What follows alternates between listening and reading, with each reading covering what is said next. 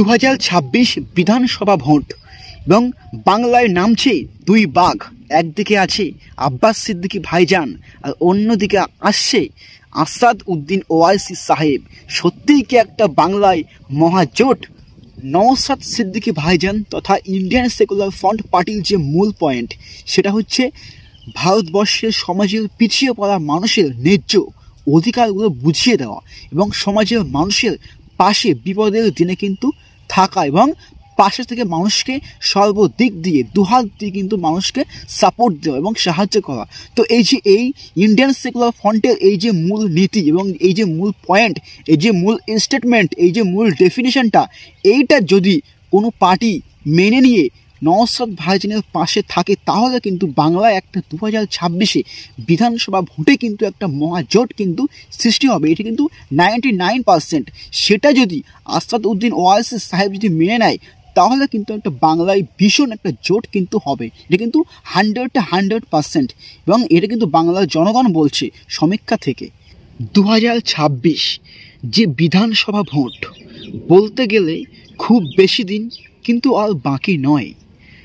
তো এই যে 2026 যে বিধানসভা ভোট, এই ভোটে কি আইএসএফ পার্টি কি সত্যি কি একটা ভীষণ জোট বা মহাজোটে কি আবদ্ধ হবে? এমনটি আশা রাখছে আজ বাংলার শত শত জনগণ। বাংলার মানুষ কিন্তু বলছে যে 2026 ইন্ডিয়ান সেকুলার ফ্রন্ট পার্টির সঙ্গে আসাদ উদ্দিন ওয়াইসি সাহেবের যে পার্টি সেটা কিন্তু একটা মহাজোট কিন্তু সৃষ্টি হতে পারে। এটা কিন্তু সমীক্ষা থেকে বাংলার জনগণ বলছে এবং আশা রাখছে যে ইন্ডিয়ান সেকুলার ফ্রন্ট পার্টির সঙ্গে যে আসাদ উদ্দিন ওয়াইসি সাহেবের যে পার্টিটা সেটা কিন্তু একটা ভীষণ জোট হতে পারে। তো প্রশ্ন একটাই, বাংলার জনগণ বলছে কিছু পার্সেন্টেজ মানুষ যে আইএসএফ তথা ইন্ডিয়ান সেকুলার ফ্রন্ট পার্টিটা অ্যাকচুয়ালি একটা নির্দিষ্ট পার্টিকুলারলি কিছু মানুষের জন্য, যেটা পয়েন্টেড আছে যে মুসলিম সম্প্রদায়ের জন্য, কিন্তু আসলে কি এই কথাটা সত্যি কথা? তো একটা কথায় বলা যায় যে কখনোই ইন্ডিয়ান সেকুলার ফ্রন্ট পার্টিটা অনলি ফর শুধুমাত্র মুসলিমদের জন্য নয়। আইএসএফ তথা এই কথাটির ফুল ফর্ম হচ্ছে ইন্ডিয়ান সেকুলার ফ্রন্ট। তো এই ইন্ডিয়ান সেকুলার ফ্রন্ট মানে হচ্ছে যে ভারতবর্ষের সমস্ত জাতি ধর্ম বর্ণ নির্বিশেষে এবং ভারতবর্ষের সমাজের পিছিয়ে পড়া মানুষদেরকে নিয়ে কিন্তু একটা জাতি ধর্ম বর্ণ নির্বিশেষে সমাজের সকল শ্রেণীর মানুষদেরকে নিয়ে একটা পার্টি।